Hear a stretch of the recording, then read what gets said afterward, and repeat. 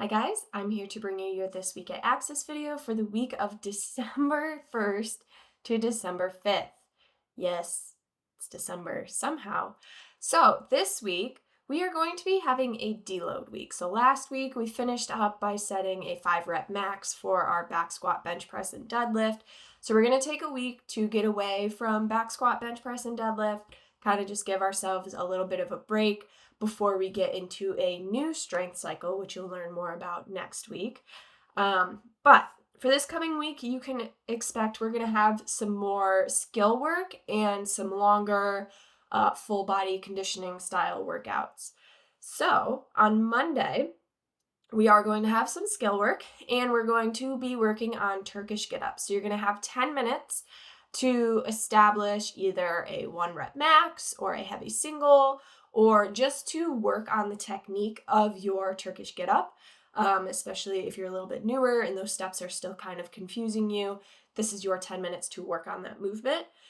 Then we are going to be doing a workout called Air Force. So some of you may have done this in the past.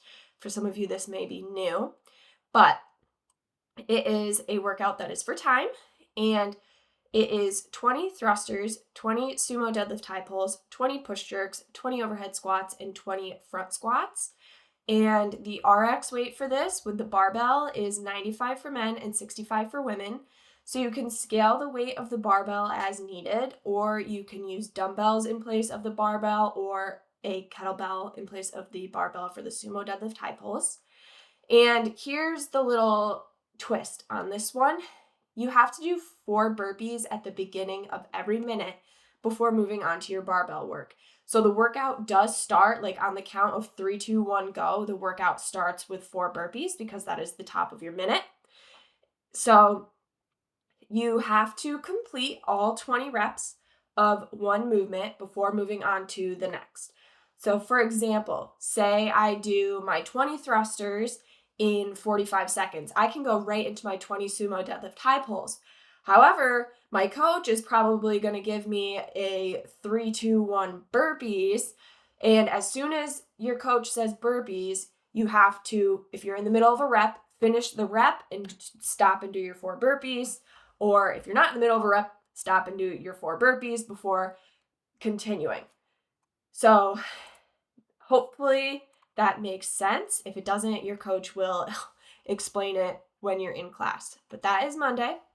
On Tuesday, we're going to do a pretty similar barbell complex to what we did last Tuesday, but this time it is a snatch variation.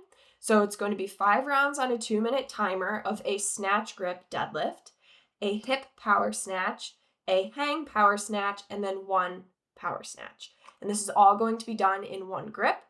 If you're a newer athlete, you really should be focusing, everyone should be focusing on their technique. That should always be priority number 1. But if you're a new athlete, you should really be focusing on your technique. And if you're going to stick with a PVC pipe or an empty barbell for this, I would recommend doing 3 reps of each movement rather than 1 so that you can get that extra practice in at lightweight, working on really good form. So that will be the first part of our workout. The second part is going to be an AMRAP 12 of 6 kickstand RDLs with your left leg, 12 sit-ups, 6 kickstand RDLs with your right leg, and 24 double unders, which we can scale to 48 singles. There is not an RX weight for this, so select a weight that is appropriate for you. You can use a dumbbell or a kettlebell. And kickstand deadlifts we've done kind of in warm-ups before. Some of you may be familiar, some of you may not. It's basically a single leg variation of the RDL. So it's like 95% of the work is in one leg and like 5% is in the other. So just kind of working on strengthening one side without maybe your stronger side kicking in and taking over. So that is Tuesday. Then on Wednesday, we are going to have another skill session with ring muscle ups. So about a month or so ago, we did this ring muscle up progression on the low rings. So it's something that everyone is able to do. It is not expected that you are doing a muscle up. This is simply a drill to work on the technique on the low rings. So it'll be about 10 minutes between the coach demoing and everyone working on it on their own. And if you feel so inclined to try and muscle up on the high rings, you can go ahead and do that toward the end of that 10 minutes. Then we're going to have an EMOM 18, and it is going to be 30 seconds of work, 30 seconds of rest. And minute 1 will be a handstand walk. So there's no distance on this one. You're just working on your handstand walk for 30 seconds.